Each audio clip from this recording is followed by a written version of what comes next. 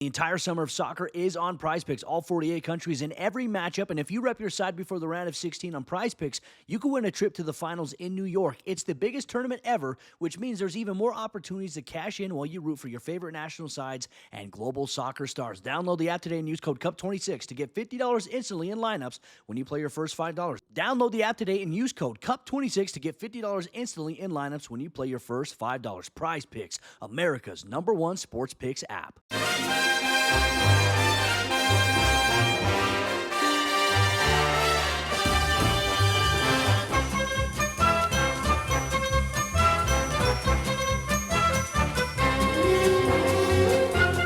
Hello everyone and welcome to Howie the Podcast. It's Gavin. You join us for a little bit of an update because, as is usually the case with Sunderland, loads is going on and there's been a couple of stories which have came out which we think are worth chatting about. So before we get into all that, I will introduce today's panel. First off, we've got a man who we quipped last week as rarely on the other side of the mic, but he is once again here. It's Chris Wynn. Hello, mate.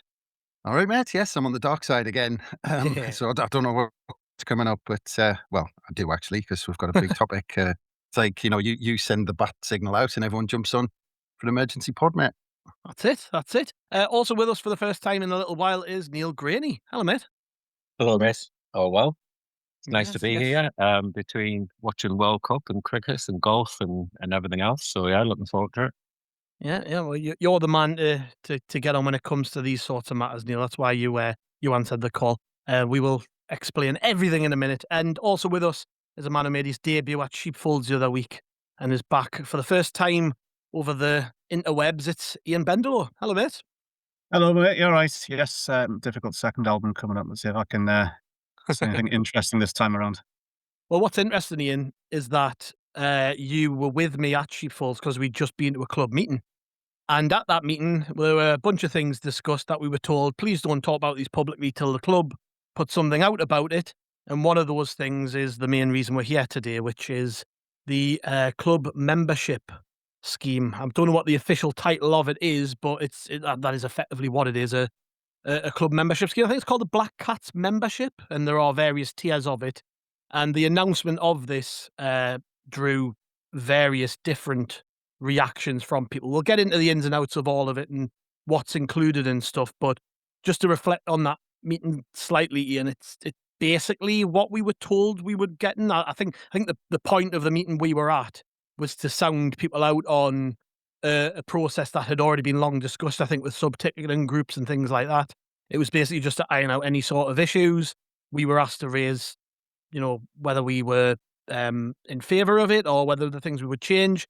There were lots of things discussed back and forth. It has been refined slightly, this membership scheme, but I think by and large it is virtually what we were told, wasn't it?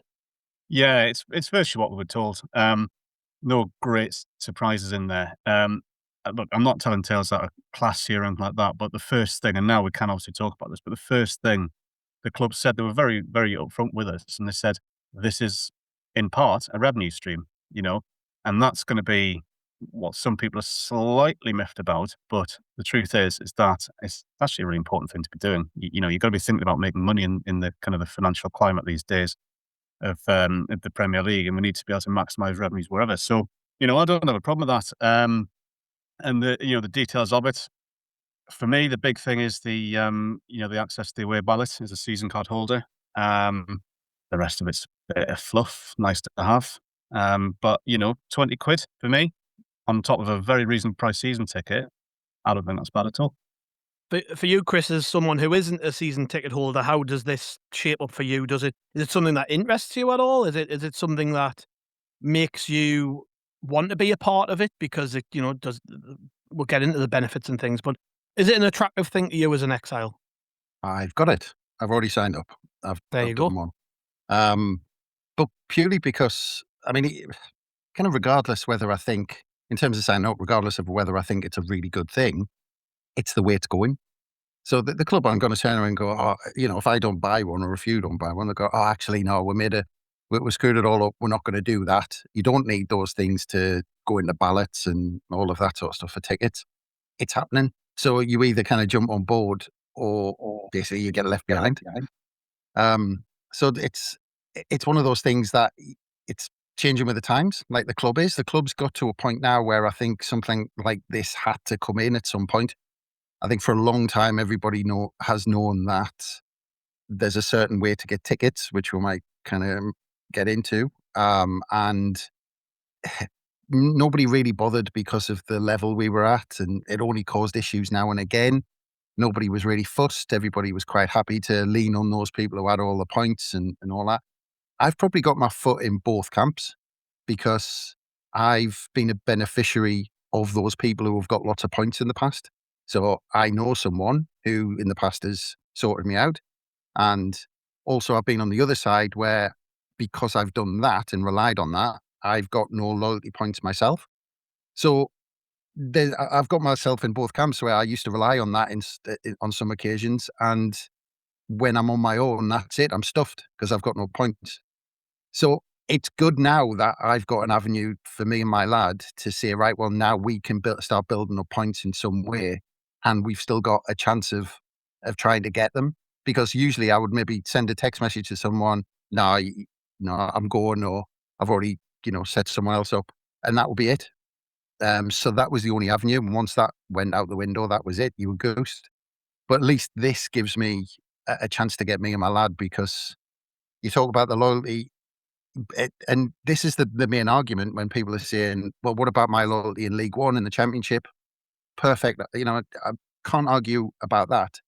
But then you need an answer when you say, how do other people build up that loyalty and those points? And the club have to offset both of them. And I think, unless I've not seen anybody come up with a better solution, there might be something on the socials or something like that, but nobody's come up with a better solution. So I just think it was kind of the best of both worlds, and the club needed to do something. What do you make of that, Neil? Do you think it is just a case that we're bringing ourselves into the 21st century? Because, and Ian might be able to give me the correct stat here, but we were given a stat like Sunderland, we're either the only club in the top two divisions, or we were one of the only club in the top two divisions. It was one of them. It was either the only club or one of like two or three. I mean, it was very, very small. This is something that did have to happen, definitely. Yeah.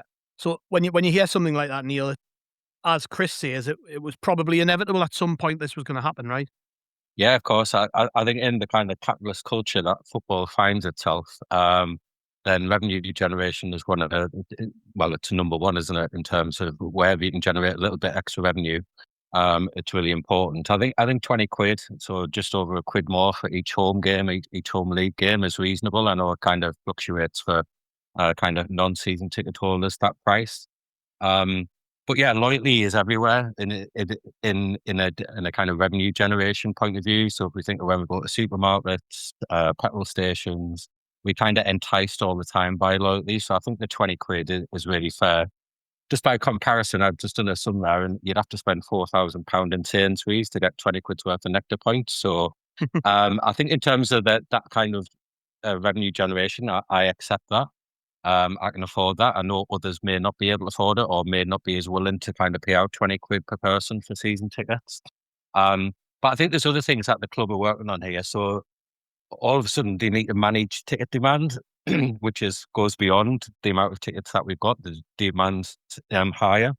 So they really need to think about how they manage that ticket demand, particularly with European games as well, so non-season ticket games. So I think it kind of links that to the loyalty that we have amongst the fan base. And the other thing it critically does is kind of get the data in order as well.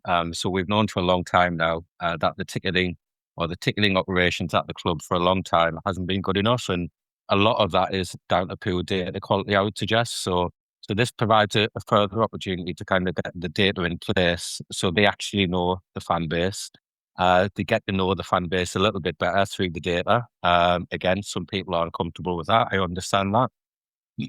But what that allows the club to do is kind of develop more commercial partnerships. The more the club know about us as supporters, the more they can kind of sell that idea and certainly sell the data. Let's not kind of hide that fact to commercial partners as well. So when it comes to sponsors, match day sponsors, website sponsors, whatever kind of sponsor, they're going to be more attracted to kind of a bigger data set in that respect, which obviously links to this idea of developing a global fan base which for kind of every club bar the kind of top 2 or 3 clubs is the main challenge now in terms of revenue generation. So how they can attract a global fan base, whether that be through a membership scheme, then that may be a key focus as well. So don't quote me on this, but I think 0.5% of Man United followers, so followers, i.e. kind of social media followers and so on, will never actually go to Old Trafford. So we nowhere near those numbers. However, they do spend money on Manchester United. So it's this idea of how we can kind of create revenue streams for those supporters who are truly exiled, i.e. our Mexican friends, for example. So I think it's revenue generation, but it goes a lot deeper from a club perspective as well. From the face of it, Ian, as a fan who's maybe seen this announcement, logged onto the website, went to buy their tier of membership, do you think it represents value for money, even if you weren't a season ticket holder? Because I have seen a few people say, well, that doesn't represent any value to me. I've got mates who've got 60 odd loyalty points who've went, well, I don't need one, really. So there are people like that, but I'm thinking more broadly, like, is the value behind all of this? Is it about more than just, ticket and ballots? Because to me, that's all it's about. I want the chance to go to games away from home. I want to go to European games away from home. So that's why I'm involved. But beyond that, is there a great amount of value, do you think? Well, I mean, I think that's the real pinch point here, really, isn't it? For me, £20 is fine. For a non-season card holder at 48 quid, especially if you've got one or more children, does start to get quite a lot. When you're talking 3 figures here, that does make anybody have the right to turn around and say, well, hold on, what kind of value for money am I really getting from this, apart from the chance to go to get in the ballot for matches? And look, it depends on how much you want to go to a game. If you really want to do it, then you will pay it. There are obviously other benefits. The access to the audio commentary, which is good. But I think people probably need to just bear in mind the reason why this is being done a bit as well. It's trying to operate a fairer system. There's an interesting stat that the club gave us, that 12.5% of season card holders last season got 100% of the away tickets. So that's not massively fair, really, to many people. Now, some people will obviously disagree. They'll say, why should I kind of accrue my black cap points and and basically lose out? But for the home ballot, look, yeah, it depends on how much you really want to go. That's the top and bottom of it. And if you're someone who lives away from home, from the northeast, if you're someone who has to spend a good amount of money to get here in the first place, as well as that, it is a lot, and people will be kind of slightly kind of reticent about all this. But maybe zoom out and look at the broader pictures of why it's been done. It's being done for a reason, and I think people will sign up. You think about the waiting list for the season tickets. What was it, 15,000, something like that? So yeah, there will be the demand there, and you've got to, as Chris, you said, you've got to hop on board, because otherwise, this is a bus that only stops once a season. So you've got to get on board, and you've got to get your membership, because otherwise you just ain't going. That's it, isn't it, Chris? And you think back at maybe, what was it, 3-4 years ago? Probably not even that long ago. We had the entire Premier Concourse shut because there was that little demand for tickets. Now we're in the Premier League. Now we're a Europa League outfit. Everyone does want to get involved, and that's completely understandable. And I don't think you're necessarily less of a fan because that's an attractive thing to you. You might have always been a Sunderland fan, but for whatever reason, there's been reasons why you couldn't go to games, maybe why League One was less attractive. Now the club have got a product which is, people cannot afford to drop it. Like me as a season card holder, if I went, I don't know if I can afford my season ticket this season, there's a good chance I wouldn't get my ticket back for a very long time. They've now got a product that's really, really hot. And I know the easy answer is just to say, build bigger stands, expand the stadium. I say easier, it comes at a very, very high cost. But this almost feels to me like the first step in that process, where Neil was talking about the club getting its data in order with a proper membership scheme, with a proper waiting list. And this is just year one, right, of this membership scheme. There are clubs in the Premier League who have had these sort of things going back decades, right? So this is ultimately the starting point to any sort of discussions around expansion, I would say. And I know that's not what will be at the forefront of a lot of people's minds right now. They're just thinking about, like, what the hell does this thing do and why do I need it? But I genuinely think that the point Neil touched on there about data is massive. I think the club have, whether they can say this outwardly or not, I think just because of so many years in League One, so many years outside of the Premier League, moving from system to system, using archaic systems in terms of ticketing and the website and things like that, they've probably lost their way a bit. And they've touched on the fact we're getting a new app. From what we were told at that supporter collective meeting, this app is going to be basically the central hub for everything in terms of ticketing, merchandise, events, you name it. This app is going to be it. Whereas at the minute, it's all pinging off in different directions and it's not necessarily in all in one plane. And again, that's probably where the club are a little bit behind. So it does feel like the starting point for me, Chris. I don't know what you think, but I think this is the first step in a bigger plan, I would say. Yeah, absolutely. It has to be, really. I mean, just Ian's stat there, so talking about 100% of the away tickets going to season ticket holders, was just a sign of how much it was broke, because I've been to away games and I haven't got a season ticket and I haven't had one for years because I've lived away. And I've been to away games and, and I'm sure if you ask all of those season ticket holders who've got, umpteen amount of points, how many games of those have been to, I would say the majority of them probably wouldn't say they've been to all of them. There would have been some that missed and, handed their ticket to someone else and then getting the point. So it just meant you had a certain selection of people who were at the top and always got them. And the club had to create something because we're going to grow, and carrying on with the status quo wouldn't work as we get bigger and bigger. It's just simply not sustainable. As you said, the big clubs have got blueprints for this. They've done it year after year. But whatever club is out there, and I'd love to hear from a club who have cracked it, but I reckon there's no system at any club that works perfectly for everybody. Everybody's going to have a gripe somewhere because it's slightly unfair to them, especially at the beginning because at the beginning when you bring something in like this, there has to be a little reset. And that's going to hurt some people, and they're going to be miffed off. But the club have got no choice. They have to go down this route. And I think as the club get bigger and bigger, you hear things about, well, you mentioned Manchester United, and they're probably one of the highest profile ones who go through this. I think inevitably we're going to see something like this every 12, 24 months, where the club bring in a new thing because we're getting bigger. Well, touch wood and all that sort of stuff. If everything goes as we want it to, and we keep progressing year on year. But we've all said, we all keep saying for years, oh, Sunderland's a massive club, but we haven't been.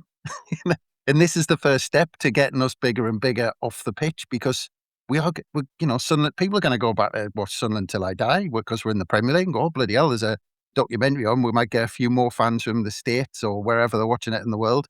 And we're just going to keep getting bigger, and we need something to cope with that. And we need something, actually. We need a hook for them, because they're not going to go and buy season tickets.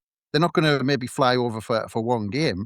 But if they can buy this membership and feel a part of it, then they'll go, what is it, 50 quid? Over in America, they'll go, yeah, no problem.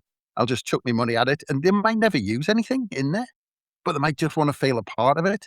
So that's a big thing that we could, and I think Neil might have touched on that, expanding that fan base, and this gives you a hook. But the other point I wanted to make is, and I think you look at what you put out on the socials, Gav, and all of the replies that we've had, people's biggest gripes come from the way this has been communicated, and I think the club have to get better at this, and because we're going to be doing this every so often, we're going to be, whether it's Legends Way, the way the emails went out for that, or I could probably name three or four other things that have happened recently that I can't think of right now, but there have been other things. The club have to get better at this, because if this was explained rather than, oh, look at this great offer, they've almost tried to sell it as buy this because of all of this, instead of just coming out and saying, look, and it's interesting because you've told me nothing about the meeting, by the way, because you did as you were told and you kept quiet about it, apart from doing that little pod and giving hints. So I don't know what went on at that meeting, but it might have been explained at that meeting, but in all of their official communication, it hasn't been. So people are asking questions. Why have they done this? Why didn't they keep it the same? And I just think the communication to bring this in, I think it's the right thing. I just think they've done it in a really crap way. Yeah. Well, I'll come to you on that, Ian, because obviously you were there with us, and that was the Mm. one big thing in the room that virtually everybody said to the club: was. please It was. communicate this properly. And Yeah. the first we hear about it yesterday was some drip-fed comms through the media. So that James Copley from the Sunderland Echo had obviously been given some stuff to put out there, which is great. But it came through the media, and then it came through an email shot to people telling them this was coming. Then people were doing their own digging and found bits on the website that I'm guessing shouldn't have been released yet. But all this did was created a load of noise and confusion. All the things we said do not do. Like, what they should have done is put all the information out at once. Don't tease it. I know why they do teasers from a marketing perspective. It creates noise, and I guess it did that. But what it did do was created the one thing they didn't want, and that was negativity and confusion. And just to, like I say, to come to you on this, Ian, that was the most frustrating thing for me, being in that room, hearing the club told repeatedly, get the comms right, and the comms weren't great. Yeah, that's the thing. And that was literally the very first thing, because we were presented at the meeting with this extremely sort of information heavy slide. And it took a while to try to work it out. And the first thing I thought was, come on, guys, if you're going to tell people about this, you have to make sure it's clear. And as you say, it was drip fed, and it was alluded to in this email yesterday. And that is like the complete opposite of the way that the club should have gone about it, because what it has led to was people worrying, people getting questions, me getting texts about X, Y, and Z. Oh, what was this? I was like, well, I don't know how to sort of answer that. I don't know the clarity basically on exactly what this all means tomorrow for people, because everyone else is in different circumstances. But the wider point around all of this, and and Chris, you touched on it there, was that over the kind of last 7 or 8 years or so, we've seen this club move from what was frankly a really unprofessional setup to being a massively professional setup. But it's a reminder that we're not quite there yet. There's still work to be done on that. And this membership scheme as a whole is the move to being a more professional commercial outfit, which is why it's a really necessary thing. But the communication around this really did need to be better. And the truth is that, look, it was a short period of time, and now people do have the full information. It's fine, but it doesn't help, because it just means there are more fires that the club might need to fight and all that sort of thing. The real issue is going to be when people kind of map out routes to what they want to do with this membership, and think there's going to be a problem there. So, for example, the problem that I have, and the problem that a number of people, young kids have, is as a season card holder, if I want to take my little girl who's 6 years old to the match for the first time, I don't know how I'm going to go about doing that, because I can't get a home ballot ticket on the season card membership. So then what do? Do I buy a £48 membership and then apply through that? Or, do I get someone else who hasn't got a season card to apply through that and then do that? Which obviously is not what the club want, because they need to know who's coming through the door and all that. For clarity, I'm not going to do that. But, is that an option for some people? It's really difficult, and what's the solution to that? Because, the whole away ticket allocation, it's all about getting, it's all about getting fans who, are younger, really. The younger demographics, what it talks about, coming to away games. And it's about getting the new generation of fans coming through, and everything has to be driven towards that. And that can happen organically on the pitch. When Dan Ballard scored against Coventry City in the 122nd minute, that just created a whole new legion of young Sunderland fans, because there was a moment there that they're never going to forget. But you can't bar those guys from coming, those kids from coming to the match, because their parents can't get tickets for them, because they're part of a system which doesn't allow them to apply for tickets to be with them. So the club needs to really work that out, actually, because it will be a problem in years to come, because they'll just go elsewhere potentially. Who knows? So there are these little things that we never identified at the meeting are now going to come out, and that's going to be the challenge for the club to work out. How do they fix that? Because it is sort of 3 or 4 people who do have young kids have said, how am I going to take who are season card holders have said, how am I going to get my children to the match now? Because I can't apply for tickets because I'm not in the category which allows me to do that. So there's a little issue going on there. There might be a solution to it. Is it a case of saying, right, well, I can release my season card seat and I can go and buy 2 sit tickets in another part of the ground with my kid or children, 2 or 3, or at least enter the ballot for it? And does that mean necessarily potentially giving your ticket up for a game to do that? Hopefully not, but there needs to be some sort of solution there because, as I say, it could become a problem. And this is all about good, clear communication that we talked about at the very beginning. Yeah. Before we kind of get some closing thoughts on all this, Neil, I'll come to you because one of the main gripes I've seen has been from people who are basically in the same camp as I am, where I've actually lost, I think it was 7 loyalty points over the summer. So I've dropped from sort of, I think it was 35 to 28. So a lot of people who are in the same camp as me, who would generally have to wait until phase 3 to get away tickets, are now basically in the same boat as someone who doesn't have any. And I'm fine with that because I'm kind of understanding that this is something that has to happen to grow the fan base from a younger fan perspective, especially, it's virtually impossible for anybody. I used to go with my dad when I was 8-year-old to every away game, right? And it's not that easy to do it anymore. So I understand that there are some allowances have to be made to bring new people into the fold. But that seems to me to be the most common gripe I've seen from people in my category who basically are probably the biggest losers in all of this, I would say. What do you think about that? Like, is it a case of suck it up? Are people right to feel aggrieved? Like, what is it? Yeah, I think one thing's clear: when you've got 45,000 fans plus a waiting list, you're never going to please everyone. So you're never going to come up with a scheme, or no club's ever going to come up with a scheme where everyone's like 100% happy. I'm around about the same numbers in terms of kind of loyalty points. So I got probably 8 or 9 away games last season. And what I will say is that I often see the same faces that will probably be at every single away game.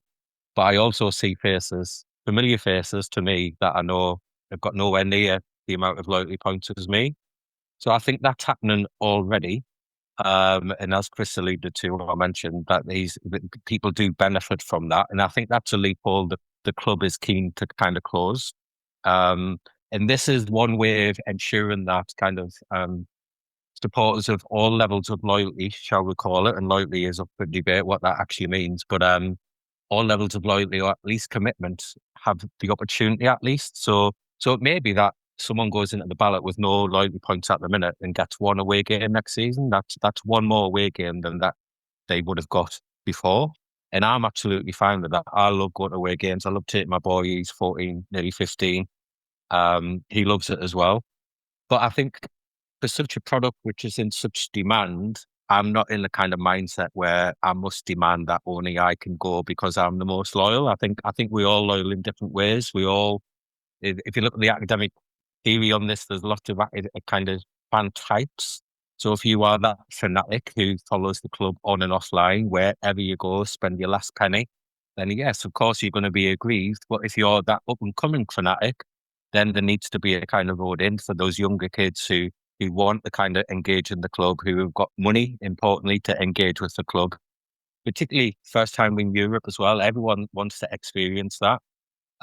So I think, I think the ballot system, particularly for away games, I understand why people may be miffed, but at the same time, it's not their right because they have been loyal. We all kind of pay our season ticket money, so therefore, this kind of step back from that typical system can only be a good thing. And if that means I miss out on some away tickets, then that's the way it is for me. I think again that kind of the importance on fan types and how we engage in the club is really important because we all have different kind of motivations, and therefore the club's never going to satisfy all of those motivations. Yeah. Can I just quickly say on the value point, because we've already we touched on it earlier on, but again with the communication that's come out, it's all so vague that I think people aren't quite sure what they're getting. Everyone's focusing on the ticket aspect of it because everyone's saying, well, that's what I want, or that's the big thing that I need from it, because if I'm not, it's like the lottery. If you're not in it, you're not going to get a ticket. It's as simple as that. Sorry to butt in there, Chris, but this is the one of the things which has been on my mind is this feels a little bit rushed, because we were told and we've been told about a club app coming. They should have had that ready for this. Yeah. What better way to launch your app than to say, this gets you into the app. This is everything you're going to get. You're going to get all of they've teased what you're going to get. You're going to get digital match programs. You're going to get discount at the club shop, but we don't know how much discount that is. We don't know what events they are. And the big one for me is is sort of the digital media side of things. So that obviously they're going to paywall, or effectively paywall some club media stuff that's already free.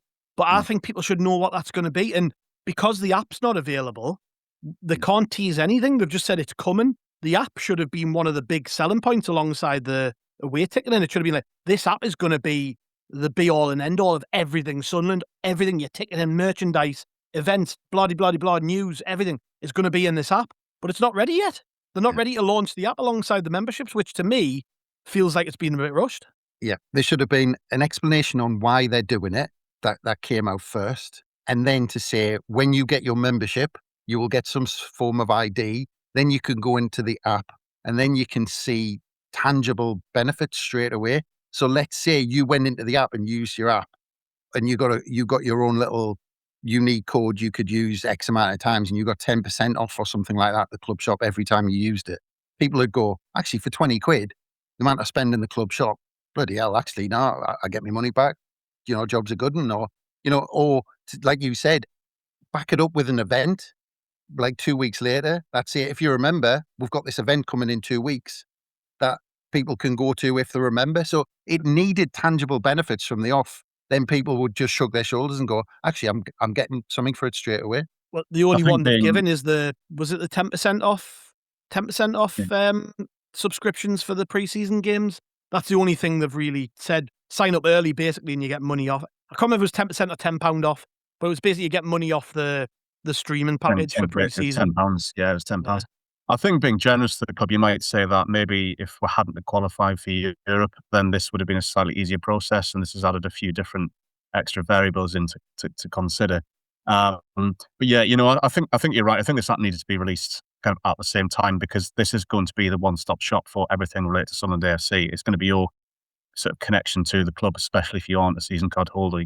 So yeah, a little bit more clarity required on that. And actually, just one thing which popped in my head there as well, which has been slightly inserted into some of the social media communication, saying that the ballot was available for selected away games, and that seems a little bit unclear and ambiguous to me. Does that mean does that mean not all away games will be subject to the ballot or not? But that's only where did we start posting that in the chat earlier? I can't remember where it was from. It might have been it'll be on so the. What does that mean? Official What does that mean? Yeah. Does it mean like they reserve the right to not ballot games? Yeah, like, I'm is thinking, Newcastle away not going to be one of the ballot games? Well, exactly. I just, because to be honest with you, I'm not getting signed off to go down to Bournemouth from my wife. I can literally stick my head out the window right there and see St James's Park, and I'm sorry to have to reveal that particular awful fact, but I can see St James's Park from my top room window here. I could walk there, and I'd be going 100% if I can get a chance. But if they turn around and say, "Oh, actually, no, that match isn't as part of the thing," I'd be pretty hacked off about that. So we do need a bit of clarity around exactly what that means. The real detail. And I haven't quite got that yet. That's right. Yes. Before I get some closing thoughts from you all, I'll quickly read through some of the responses we got on X from people when we told them we were doing this podcast and we asked for some of their thoughts. It's interestingly, I was expecting it to be a complete barrage of negativity, given the way that I saw the reaction online to the original teasers last night. But actually, fairly balanced, I would say. And if we're going to say in one direction, it's probably more in favour of the scheme. Nigel Poulton says the club needs money to be competitive. Yes, membership schemes like this don't bring tons of cash. Neither will higher prices for Europa League home games, but lots of small things like this add up. To me, it's a sign of a well-run club that we aren't leaving any stone unturned. JF, it's Jack Fenn. He says, I think the ballot for away games for season ticket holders with low points is great. Then again, I would say that as I don't go to many away games, but I really want to follow the club in Europe next year. Paul Rackstraw says it's a good thing. All three of his sons have enough points to go to almost any away game, but they were able to build up points during the doldrum years effectively. Young'uns getting to that age now need an opportunity to get on that ladder. Not sure Europa should have been included though. We'll do a few more. Hazy says, what's the downside to fans if the club didn't create a supporter membership scheme? So he's asking a question. Tucky says, gives a small window to help people build Blackcott's point who wouldn't have the chance outside of home cup games. Communication could have been better though. Steve B, he says, the club are trying to create a new revenue stream whilst also trying to introduce a new generation of fans to the away experience. It was never going to go down great, but at least they're trying to do something where one of the only clubs that don't do it. And Matt Armstrong says, the head loss from our fans is crazy. It's income for the club when every pound counts, and it gives fans who weren't in a position to build up points when away tickets were easier to come by a chance to get to an away game. I hate the, well, I had to struggle, so you should too mindset. And there's a whole other load. I should probably read one that's in favour of, not in favour, I guess. I'll scroll down to try and find one because there genuinely aren't many. I mean, Krabby says the club can't win in his book. Only gripe with the current system is people claiming for away tickets to sell on just to boost their Black Cats points. And Tom Willock posted a gif of Vince McMahon sniffing wads of cash, which he's pointing that's perhaps a cash grab. But I'm really struggling to find any negative response in amongst the comments there. So that's the feeling of the people who at least reply to our post. But just go back round. I'll start with you, Chris. Some final thoughts on this? Like, is your gut feeling that this is going to ultimately be a good thing, that it'll be accepted, it's just going to become part of everything? Or do you see maybe the club going away and putting a little bit more work into this? I'm hoping they're going to add to it and add more clarity to it. I hope that app improves the information people are getting. I hope that they improve communication all around, because even the benefits of this need to be explained a little bit more. So they will add to this, but it had to be done. I mean, that's the bottom line. Look, we need the next generation of fans to come through, and a lot of people saying there that they've had to do certain things to get their kids there. I'm like that with my lad. There needs to be avenues. We can't have a closed shop. People need to be able to get to the game, or else they'll just lose interest. And kids have got more distractions than they had in generations gone by, so they'll just pick up something else and disappear from supporting Sunderland. So we need the next generation coming through. The bigger the club get, the bigger the games we have, the more difficult it was going to be, or the more a closed shop it was going to be. So the club had to do this. And I will just say, that I remember, for the playoff final under Peter Reid against Charlton, I got my season ticket holder, and then I remember there was a queue formed for general sale, I think, after I had some mates in there, and they camped out overnight. And then it got to like 6 a.m, and some steward went, "Oh no, this is not where the queue starts, it's over there." So there was just this mad rush of thousands of people who weren't at the back of the queue fighting to get at the front of this new queue who'd been waiting for 24 hours. So, I mean, to be fair, you think about how it used to be, and people just literally physically rocking up and trying to be at the first of the queue. It's come on a long way since then. But yeah, look, it had to be done. We had to go in this direction, and as we get bigger, it's going to get more expensive supporting Sunderland. You talk to Man City fans, and I'm not saying we're going to reach those levels, but even part of the way there, things are going to get more expensive and more exclusive as well. So the club are just trying to manage it, and this is the first step. And you talk about things that happened in the past. I immediately thought of Kelvin there with his selling his bingo at Roker Park in the hope that he would get a ticket for the cup final, and never did. Bless him. Imagine the hell on if that happened now. Club staff promising young fans that they would get tickets for big games if they sold some bingo books, and then just not following through on the promise. There'd be absolute hell on.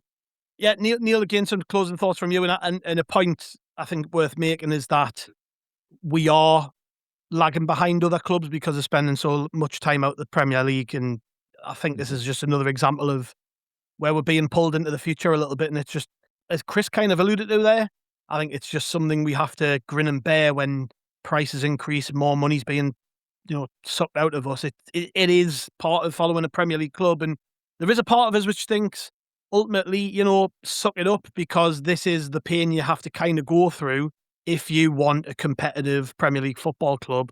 That they have to make money somewhere. Yeah, and I think the main debate I guess in all professional sport is this idea of over commodification of sport. So whilst we've all sat here and said 20 quid isn't bad, or 48 quid maybe a bit too much, but we'll still do it, there's a risk that that football has over commodified already. So we almost find that we're paying for content in terms of social media content or kind of digital content, for example, and so on.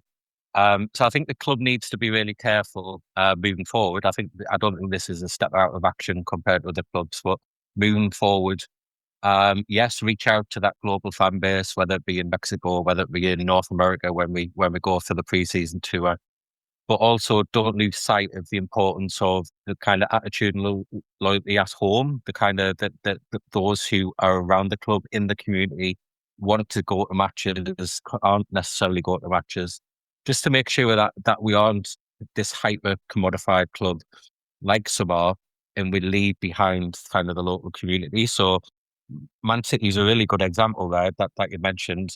So I used to live in Manchester, and I spoke to Man City supporters, season ticket holders, who didn't go to cup finals because they couldn't afford to go to Barcelona the next week, or vice versa.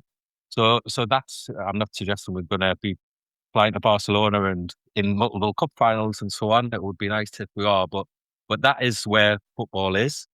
Equally so, Manchester City, I read the other week, are cutting 500 tickets aside for people who live, I think, within a mile of the stadium, which is, if you've been to Manchester, it's one of the less kind of, shall we say, less rich areas of Manchester. So they are kind of, yes, they may not have the demand that we have at the moment, but they are kind of keeping an eye on that kind of local loyalty as well as the kind of international loyalty as well. So whilst we do need to commodify, and many of us kind of push back against that, I think it's just the way the club need to go, with kind of financial connotations as well, linked to signing players and so on.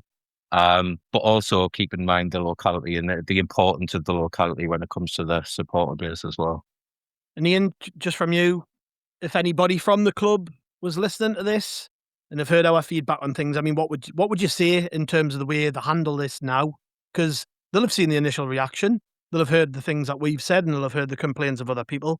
Like, does there need to be a wall up, or is there got to be some sort of room for improving this experience immediately? Because we were told this is just year one in a longer plan for this whole scheme, right? They will build on these things, but I think immediately there are some concerns that possibly need to be addressed pretty quickly. Yeah, there's always going to be teething issues, isn't there? But communication's key, and you can set yourself up to fail by not communicating effectively from the start. And it means you're always fighting against the tide from the very beginning. But this is broadly a good thing. I understand that the club kind of had to do it a little way. The club have said at meetings before that the Premier League have made it very clear that we need to know who is in the ground at away ends, for example. So this is one way to kind of address that. You can't just have people coming in on different tickets anymore, and the ID checks that have started will become more regular. Again, and this applies to the Europa League as well, because the Europa League are far more strict in some places where you have to have your physical ID presented with your tickets, for example, as well. Obviously, more details of that will come out in due course, which we'll probably discuss at another point.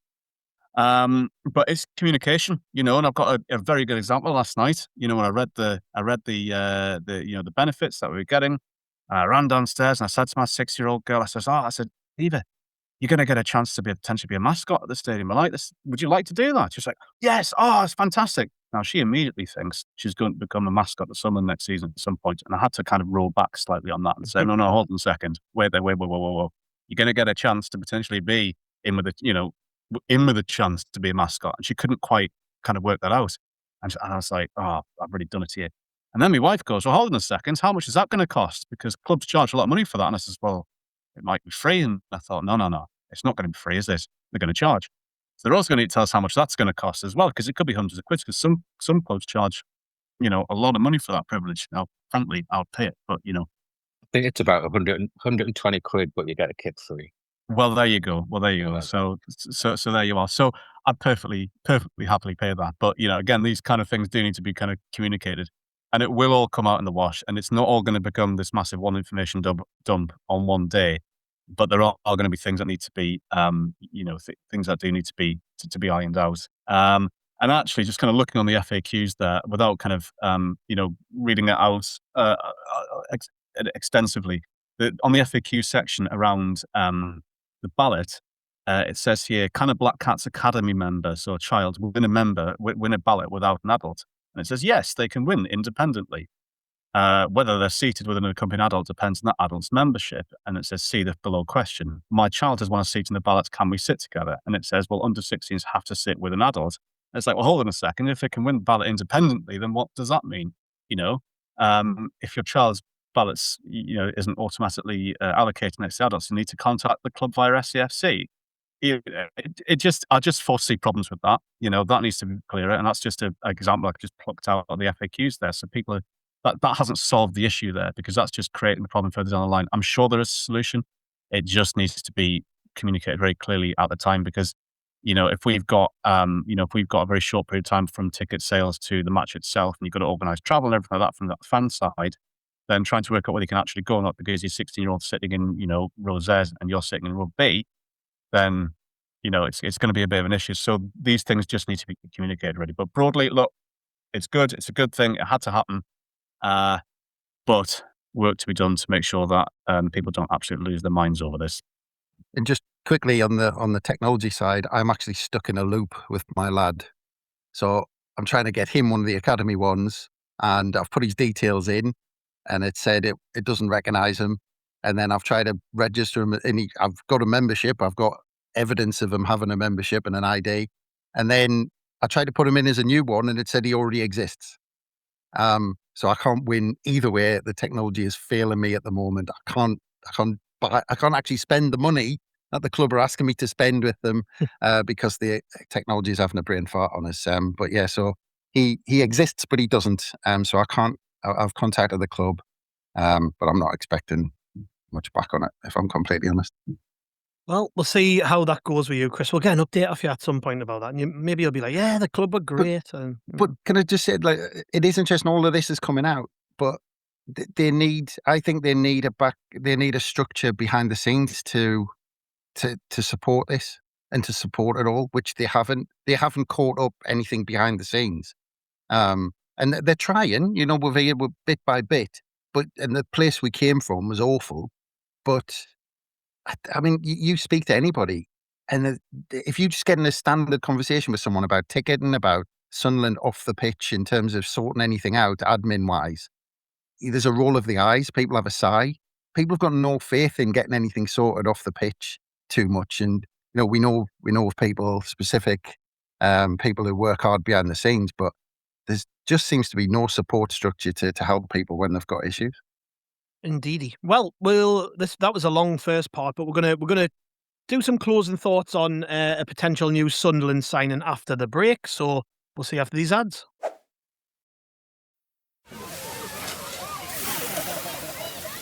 This summer, serve up the cookout classics, Kraft mayo and dressing. Toss green salads with delicious ranch dressing or zesty Italian. Serve smooth, craveably creamy potato salads with mayo.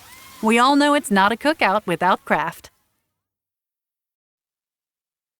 And welcome back to How Are the Podcast. And yes, I did say before the break there that we would chat a little bit about what appears to be Sunderland's first signing of the summer, Chris, and that's Thomas Meunier, who is a 34-year-old Belgium international who's played for Paris Saint-Germain and Borussia Dortmund.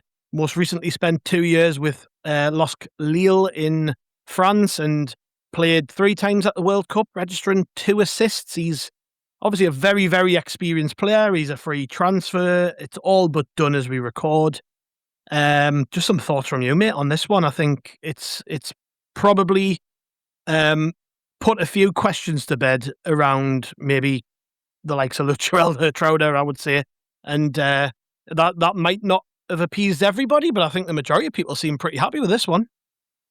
Yeah, I'm just thinking, and I don't know why it sprung straight to mind, but just because I've I wrote about signing a 34-year-old on this day that I did this week when we signed Thomas Helmer back in 1999. I just hope it's not, going back through the records. It doesn't say, game 3, he makes debut, game 4, last game for the club or something like that. But yes, you said he's 34.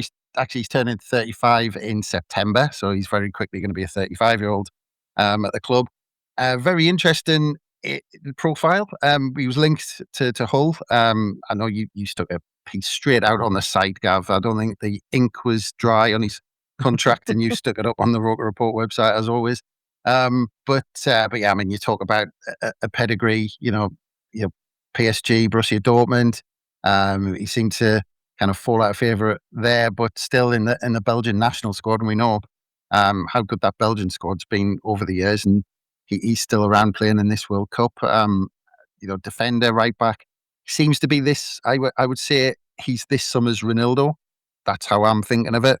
We have getting an experienced signing, and he seems to be it. The other thing I think it reinforces is our transfer strategy in terms of always looking at experience at the back.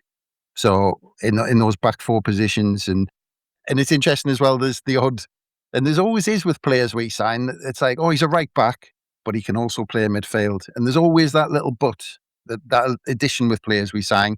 And he could be someone who actually in his experienced years, shall I say, because he's a lot younger than me, just put it that way. But he's, in football terms, he's getting on a bit. He could maybe use his experience and slot in front of the back 4 at times. So I think we might use him there as much as fullback, because he's an interesting one of fullback, because I do think Lebris likes these dynamic players as fullback. So I'm not 100% sure if that's why he's been brought in, to maybe to slot in there if we need it, maybe late in games when we need a bit of experience there, and games are on a knife edge and we need a quality experienced defender there maybe. But yeah, I mean, with the season we're going to have, experience is definitely something we want to have as we go into the Europa League and all that. But yeah, I mean, pedigree's brilliant, playing at the World Cup, bringing a bit of experience at the back, ticks all the boxes for me. Yeah, Neil and Chris kind of touched on it there. He has been linked with Hull. I think he was linked with a load of clubs, but the main reaction that we've seen off the back of this news dropping has been from Valencia fans, who are absolutely foaming. I've seen a couple of journalists tweeting some really derogatory stuff about Meunier, because by all accounts he'd agreed to sign for Valencia and said, let me get the World Cup out the way and then we'll sort things out, and seemingly is hot-footed it to Sunderland via private jet to come and sign for us, and they're really pissed off about it.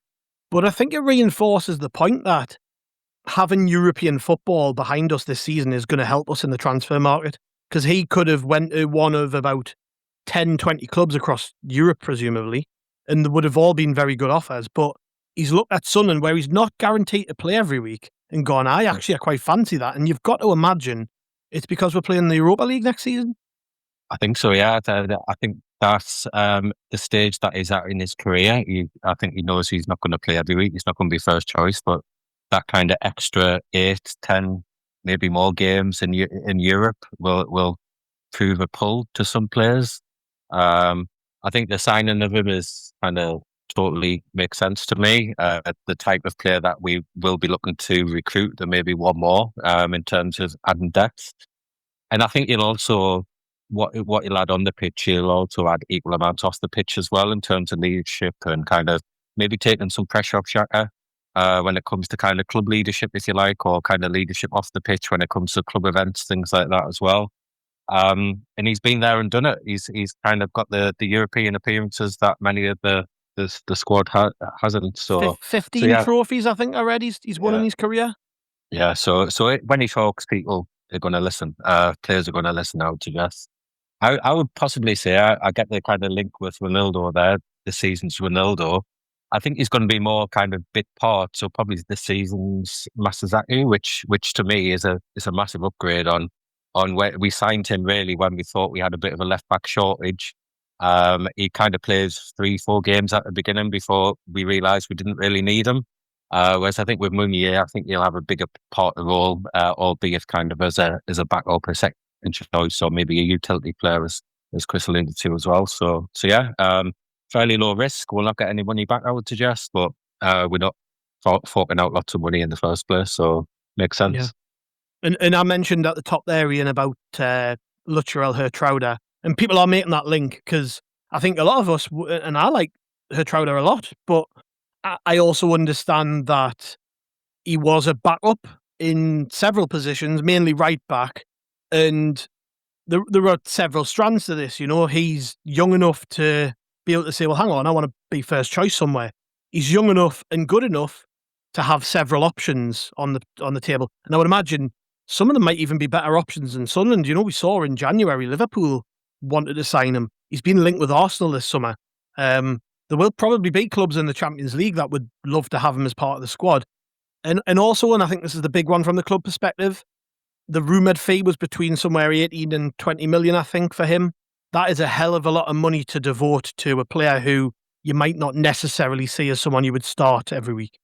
And the club have obviously looked at that and gone, well, this guy, yeah, he's a bit older, but he ticks all the boxes that we need, and we can prioritise any sort of money that we might have thought about spending on Hertrauder for maybe getting a left centre half or a centre mid or a right winger or something. Do you agree with that? Do you think that's kind of probably the thought process behind it? And what do you think about this maybe ruling out Hertrauder coming back? Do I agree with that in a way? Sort of. I think there's an element of guesswork that goes on in any transfer window, but when it comes to Meunier and Hertrauder, people are adding 2 and 2 together and getting an unknown number at the minute, because we're not necessarily sure as to how big a squad we're going to need for to balance the competing interests of the Premier League and the Europa League. I don't think that signing Meunier means that Hertrauder's necessarily not going to happen. The fact is that Hertrauder is a very versatile player. He can play in a number of positions and can solve a number of issues for Sunderland. Meunier is coming in for me. I'm looking at a guy who's 35 in September. I'm thinking, right, well, this is about leadership. This is about attitude. This is about application. This is about mindset. The experience that he has in the Europa League and the experience he has playing for big clubs. Peter Reid once said about Lilian Valande, you don't get 7 caps for France without being a bit tasty, and you don't play 200 games for PSG and Dortmund, but not being a bit tasty either. So for me, Meunier just brings a real kind of presence there in that sense. Not necessarily his ability on the pitch, because clearly he will be, on the wane slightly. But he's undoubtedly going to be able to make a contribution. Like I said, I've at this current moment in time, I'm kind of separating the two, him and Hertrauder, from each other in terms of, their potential for, in terms of Meunier coming in, but potentially what that means for Hertrauder. I actually do, I do agree. He's going to be saying at my level of my stage of my career, I need to be playing regularly. And if you can't offer that, then I need to assess my options. I don't think that if he doesn't come to us, it's going to be a decision that the club wanted. I think the club do want to sign him. I think the club can obviously afford to sign him. What's a really good price? It's a lot of money, but it's a really good price in the current market. It's just him kind of assessing what options he has. And I think, dispassionate looking at it, you've got to say fair enough. But on Meunier, it's great. It's great that we're getting another body through the door and another person who's got the experience there of and achieving Europa League campaigns, but also achieving a lot later on in his career. He qualified for the Champions League with Lille last season. So, he made a valuable contribution to that. So if he can replicate that in any way, then great. And he also made the L'Équipe team of the season, which was I've seen He on did. Twitter there, and Andy tweeted it, which kind of points to the fact that he's not done yet. Because if you're making the team of the season, Neil, in France this season, it's not the Premier League, but it's still a very strong league. You would argue PSG the best team in the world at the minute, and they play in that league, and they've only got one player in that team, by the way. So how accurate that is, I don't know. But Meunier obviously had a good season last year with Lille.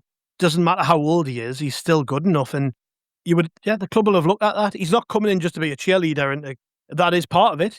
Be a leader in the dressing room and give that guidance to players when they need it. But I don't think he's coming here to just warm the bench either. He's coming here to give proper competition to Trey Hume, which is what I think Trey Hume needs. And it also probably throws up the question of, well, where is Nordy going to play going forward? I think we probably all agree towards the end of the season, especially, we saw his best form in a Sunderland shirt as a centre half. And for me, I want to see Nordy McKeely as the right centre half in our team. And I think this probably frees him up to solidify that role and gives us a little bit more strength on the right where we didn't have it last year. And we were a bit more reliant on Nordy at right back. Yeah, I think so. I think in terms of the French league may not be seen as one of the stronger leagues, but it is known for the quality of its wing play. So they're not just PSG, not just the top teams, but there's a lot of good winners, and that's maybe why he has stood out at right back. So I kind of agree, going back to Ian's point about Coutinho, I do agree with Ian. I think it's maybe it's not necessarily one or the other.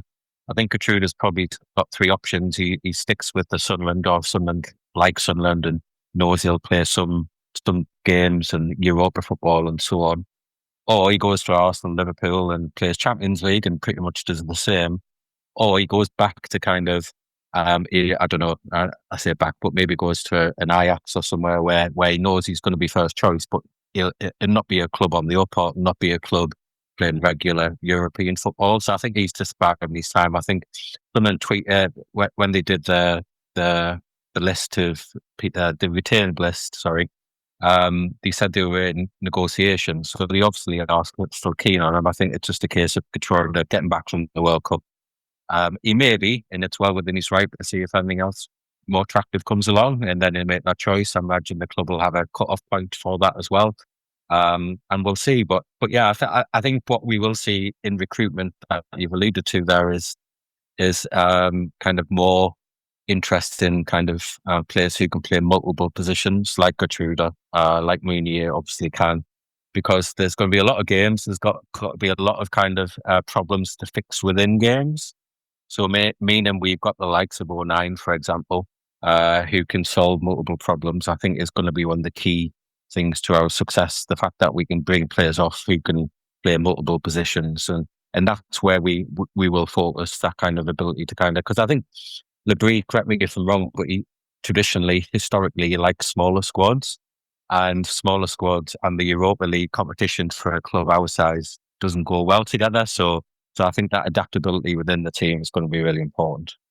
Yeah, I was just going to say on that point, Neil, that on Labrie wanting a smaller squad, it's going to be certainly a different summer. We know that from last summer for the recruitment team, but different conversations with every single player. Last season, they could have the conversations with Siddiqui, Brobbey, Diarra, Aldo, all of those signings basically, and just said, you're going to be in the starting 11 for a Premier League team. And it's yours to lose. Basically, you're going to be our first choice. This season, it's very different because we've already got that team. So unless and it's like, let's take the example of Ronaldo at left back. Still, we all love Ronaldo, fantastic player, did great last season, had a couple of spells out with niggles, had a couple of spells out with suspensions. So the club have now got a decision: do they go big and go, get someone, spend 30, 40 million on a fantastic left back that Ronaldo has to then be back up for? Or do you get a younger player for not as much, who's happy to develop, learn, not play every week? So you've got that expectation to balance in every position now. And it's really difficult to look at players and go, right, well, we need a player who's happy, who's a really good player, but happy to be understudy to X and Y. And I remember, think back to the Spurs issue with Harry Kane for years. They could hardly talk to strikers transfer-wise because they've got Harry Kane. So you had to get players who were happy to sit on the bench and happy not to play week in, week out. And we've now put ourselves in that position where we've got really good players.